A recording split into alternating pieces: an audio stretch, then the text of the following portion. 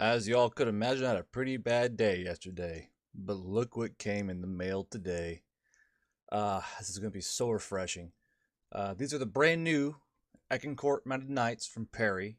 I believe this might be one of the few first videos on them. So we're going to grab this box, we're going to crack it open, let's see what's inside. So first thing we have is the ideas for figure assembly. They did actually use the actual models. This one, actually, the first time I've ever seen them do this, they actually used models and showed what you could do for each, like the English, French, German, all that. So that's new from Perry. A little more flair there from the Perry pair. And then this is the front right here. So you got all the banners, a lot more new banners too. Pretty cool. And then the entire second book, all the Germanic banners. English memorial banners, some nice artwork in the back. So that's the booklet. Always enjoy their booklets. It's kind of this fun little brief read before you dive into the models. The horses are going to be the sprue date 2012 ones. The bottom there. So these are their same standard horses, I'm pretty certain. So get 1, 2, 3, 4 sprues of those. Then we come down to the actual knight sprue. And these should all be the same. Yep. So I'm going to pull these two away. Standard green bases. And then we're going to concentrate on this one particular sprue. Now, just looking at it, this one is pretty interesting, actually. I'm not really sure what to make of it. Perry went really all out with this one. So you have your arms over here. These are your arms with long sleeves. I'm trying to pull under here, actually. So right now we're starting down in the bottom right corner of the sprue. You have a bunch of sheathed swords and swords that are in one hand. So I'm assuming there's going to be, yeah. So if you look right here, these ones are going to have, these ones are going to have the spot for these hands, which is actually interesting, really interesting. Moving up, we got all the lances. Nice. Now, what I found interesting is that there's actually fully heavily armored plate arms, and then like light human arms, and then actually like a single-handed arm. So it's kind of cool seeing that we could actually take this arm right here and position it wherever we want because the arm and the hand are separate. Rather interesting. I'm going to see if I can do something cool with that. And then over here we have some of the bodies. Now, I'm very glad they have some of these with the face mask already on there, because I had so many problems trying to get those face masks to work. And let me tell you, it was a fight, to say the least. Brighten this a bit. Nah. So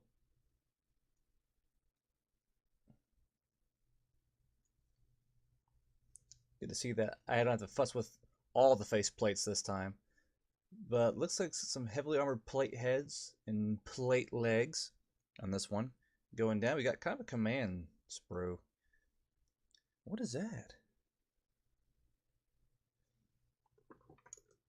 This one right here. It's a really interesting faceplate right here. One right here. So I guess you could. I get a good look at it. I can't tell if it's supposed to be like teeth or like a braid. I can't really tell, but it looks really interesting for a faceplate. And they actually have a whole row of these, so you can make the non-faced ones plated, which I actually might do. I like to look at the face plates on them. I might just do them a little more carefully this time. And then, most interestingly, you have like the French or English ground forces one with the plate helmet and the mail, and then you have bows. That's really interesting. I wonder what army had bowmen for their knights. I'm not sure.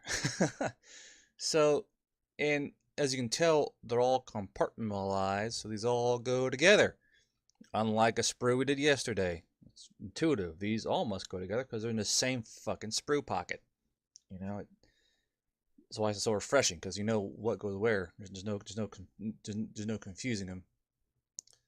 Looks like we have another beaky right here.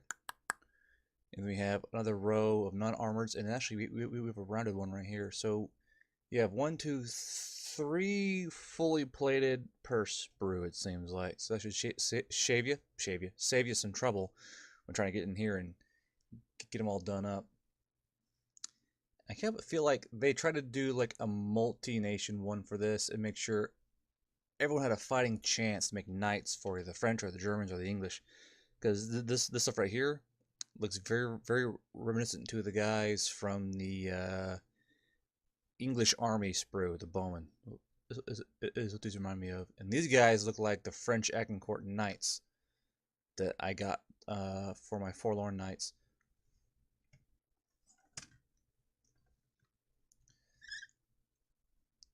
Then down here we have rather nice looking horse heads here. They have those nice. I love the scaled ones. These are by far my most favorite ones. And I'm assuming that's a feather. Looks like something else. This looks like something a little more, not even this angle, but I'm pretty certain it's just a bundle of feathers that are curled. Pretty certain. I think this is the barding right here. So the barding. So that feels quite nice too. So this is probably that chainmail barding that goes on the back of on the back legs of the horse. You got front barding here, and then some front plate barding right here. Then down here we have warhammers, swords, more arming arms, and then I guess these are shield arms or raining arms. Now, usually I have these guys, I buy extra shields from another company and then put them on these things. So I think it looks better, but that's just my opinion. But that is the, oh, no. These are front barding. On the front of the box, you see these things right here in like a front barding with big steel bubbles. Okay. But yeah, this is the, let's back up. All right, so and so you get 3 of these sprues. So I'm going to go ahead and crack some of these out, put them together, and see what they look like, put it all together, and done up. Look at it. Perry, it's a little too curled there, bro. Look at that angle. Perry, why? You don't need testicle feathers, Perry. I mean, hey, it kind of works, you know? It kind of works. But these are 4 models. I have 2 with the armor, 2 without. Also have 2 with lances, 1 with the sword, 1 with the warhammer. And I actually like these sleeves. Like this guy right here, these flowing sleeves. Actually really cool. And they have a nice dynamic look to them, like, too, I guess. But these took minutes to put together. Minutes. I mean, when you think of a plastic soldier sprue, Perry always does it right, and I don't think Perry's had a bad sprue yet. They've had a few that have been a little lackluster, like their older ones, or like the War of the Roses of a different height standard than the New English Army.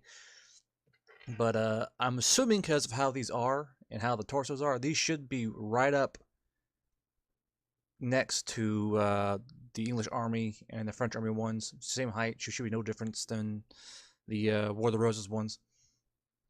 And I like the overall look. I like how with their other mounted models, they have like a full steel barding, and these are like mail. I actually enjoy the mail look better because it seems a lot more detailed than just standard plate. I really wish they had included more barding for more of the horses, but that's just a minor nitpick in my opinion. I think I'm gonna go ahead and try and fuss with the visors as well because they have extra visors for the rest of the horses, or not horses, the horsemen. I'm probably gonna go all the lances. Now, what's fun is that they include bows and with the sprue and bow arms. And what you can do is you can save those and make more bowmen in the other sprues because you now have, I think it was 4 more bows in this one. And that's the beauty of Perry. They have all these bits, and you can make so much more models, so much more cool than I think only really Fireforge can even compare slightly. But Perry always has a better standard than the old Fireforge. I haven't reviewed the new Fireforge yet, so who knows? It might change my mind. This is another awesome set from Perry. probably going to use these as questing knights for King Bo-Katan. You can use these for Empire of Sonstal.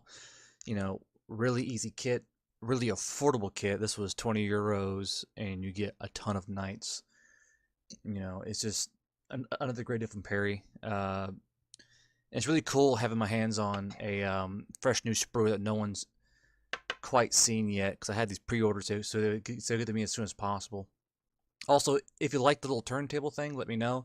This is a cheap tester one. It's like $5 off Amazon, and there are better ones.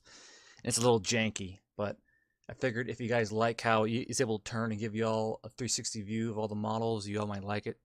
So comment down below if you do or do not like the little turntable thing, or if it's even a good idea. I'm still not quite sure on that.